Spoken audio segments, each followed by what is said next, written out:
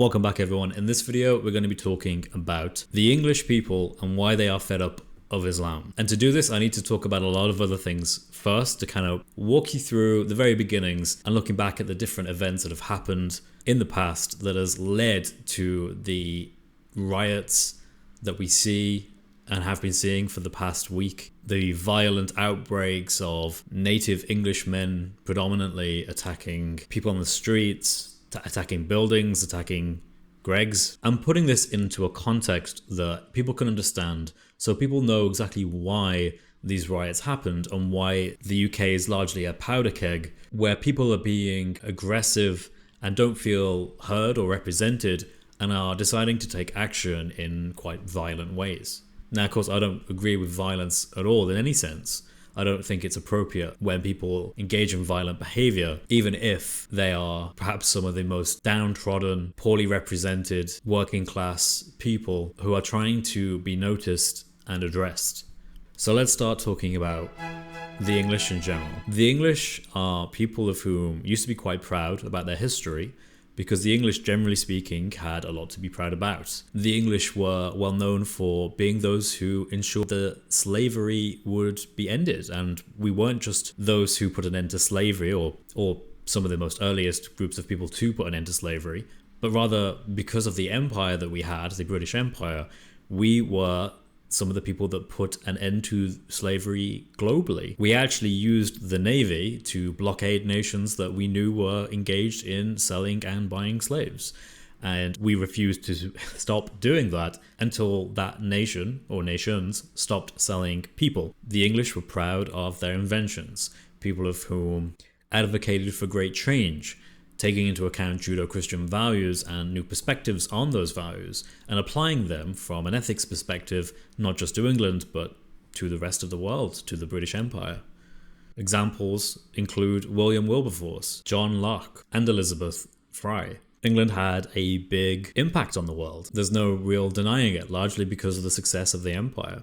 And of course, the English love their food and they love their humour, and the English, of course, try to spread this all over the world through the empire. Gradually, though, things changed. As part of the advancements that England engaged with, whether they originated in England or whether they came from other cultures that the English adapted, part of that was to be more tolerant and more encouraging and more open-minded to people of different cultures. The English started to consider others who came from totally different backgrounds, different perspectives, different beliefs, different religions, and wanted to have some kind of way that they could engage with those people, even have potentially even ways that the English could live with those people in a way that was tolerant, that was non-violent and was friendly, and there could be some kind of harmony, some kind of agreement. Let bygones be bygones and just treat people as humans, as individuals, as human beings.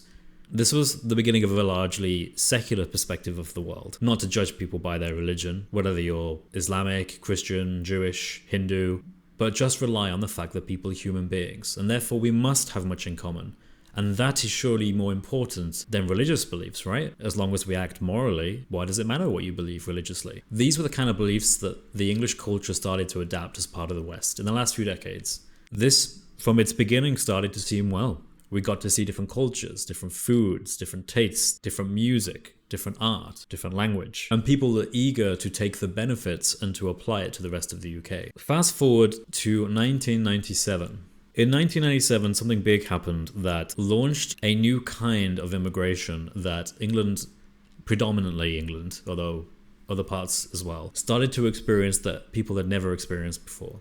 Looking at charts, we can now look back and see exactly how many people arrived in England over such a short period of time and decided to stay in England. Going from a few thousand people coming to England as part of a net gain in immigration, generally speaking. Sometimes it was even negative. Sometimes there was a net negative amount of immigration. But now, from 1997 onwards, something happened, and under Tony Blair, who was the Prime Minister at the time as part of Labour, we started to see huge numbers of immigration. Now, immigration in and of itself isn't a negative thing, but that depends on exactly who is coming to England, who is coming to the UK. And since the UK has a very socialist kind of welfare state, we have the NHS, which is like a religion in this country, which allows people to get health care without paying for it directly. We often have people offering dental care, eye care, council housing, as well as many other kinds of free support that, as long as you are a citizen in the UK, you are entitled to. And if you can move to the UK to get those things for free, why not? I mean, if it's free, why would you not do this? It seems like a win-win, especially if you come from a country that struggles to offer even the basics like clean water or food. Well, when I go to the UK, it has everything, plus free healthcare, and maybe even a home if you get lucky enough to get a council house. And because of this, we went from having thousands of people on average, on net, going to England every year through immigration, to getting tens of thousands of people every year. And then from that, it went to hundreds of thousands every year. Recently, the numbers are so high that it has become obscene. 600,000, 500,000 net immigration. And with that, we had totally radical and different communities with different cultures that the English had never truly interacted with before. We started to see predominantly the second largest religion in the world and started to engage with it. That is, of course, Islam. We started to see people that went against values that the overwhelming majority of the English took for granted. For example, the English took for granted that women had the freedom to go out in public and to have their faces and their hair seen. That's not the case with Islam. The English took it for granted that a woman didn't need permission from either her father, her guardian, or her husband to go outside. Not so much with Islam. It was taken for granted that a woman could work and even have a career. Again, this is something you won't find encouraged in Islam. Education, again, not encouraged in Islam for a woman. The English took it for granted that if a person wanted to leave the Christian faith predominantly, they could do this. And although many people might be upset about that, they will pray for them sincerely and do what they can to help that person. They won't go around and try and convince others that they ought to be executed. Again, with Islam, apostasy means death. But though is good news. England is a very big place. There are many cities, London, Liverpool, Manchester, Hull, Sheffield, Doncaster, so on, that a large amount of England doesn't actually engage with this tremendously large base of immigrants that have been coming to the UK for the last 25-ish years or so. This means that most English people have heard of things but have not actually experienced it. They haven't experienced an Islamic perspective. They've heard about it. They know all about the terrible things that Islam brings, and they know about the moral issues involving Muhammad, involving Aisha, the 9-year-old bride of Muhammad, and so on. But they don't really know what it means to live with that kind of community because they simply don't. There are areas in England where there are no mosques, for example. There are towns in England where there are no mosques. So England has become a very split nation where you have Muslims predominantly. Of course, there are many other immigrants as well as Muslims, but the issue that the British have predominantly is with those with a completely different culture that cannot be reconciled with the English culture. The English will not accept denying women's rights. They won't accept that. The English won't accept the general freedoms of speech and the freedoms of expression that the English have. The English won't accept that. The English won't accept apostasy laws. They won't accept that. The English won't accept cutting people's hands off if they steal. The English won't accept that. The English won't accept very low opinions of dogs, because the English love their dogs. So the English won't accept that. The English won't accept not listening to music. The English won't accept not playing games that involve dice. The English won't accept the idea that you can't drink alcohol. These are all Islamic ideas that the English will not accept. In fact, for most of these things, most English people would see this as immoral to say that you cannot have these freedoms. So we now have a nation where half of England is mostly ignorant of Islam, doesn't engage with Islam, and lives happily in a very English town in the middle of nowhere. The other half of England, perhaps they are very much in the centre of London, or they're in another big city like Liverpool or Manchester, where they on a daily basis have to encounter Islam. And they don't encounter Islam for most people in the sense that they talk with Muslims or have relations with Muslims. For the vast majority, and this is specifically, or perhaps especially with women, the average male, for example, will have very little to do with a Muslim female because Muslim women are very careful not to be perceived as being indecent by speaking to men in public, for example. And they may have some Muslim friends. A lot of English people who live in big cities do have Muslim friends. The question really, though, is exactly how much do they understand the culture and how much do they really understand Islamic values? The answer is not very well. And this has led to many English people, particularly those in large cities, who are much more progressive in their way of thinking because they have a very naive view as to what Islam teaches. They don't think that Islam really teaches anything bad at all. In fact, it's all just misconceptions. It's all just people are taking the Quran out of context, or people are generalizing and stereotyping. When in reality, the Islamic perspective does actually teach these things from a theological point of view and from a practical point of view. We know this because of the census data that has been done repeatedly that shows that Muslims do indeed agree that if they had the choice, they would prefer Sharia law. If they had the choice, they would prefer to make homosexuality illegal.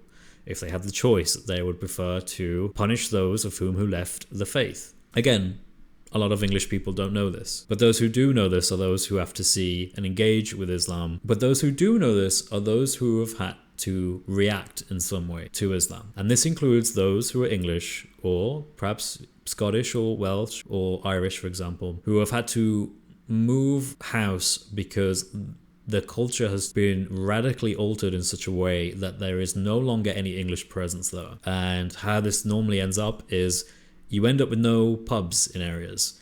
You end up with shops that are in foreign languages, predominantly Arabic. You end up with women not being publicly visible. You end up with very public, loud calls for prayer to remind Muslims that it is time to go to mosque, to the masjid, to pray. And having lived myself in a Islamic community for a few years, I can very much tell you it's quite interesting. I once had a Muslim knock on my door and ask for Ahmed, if Ahmed was there.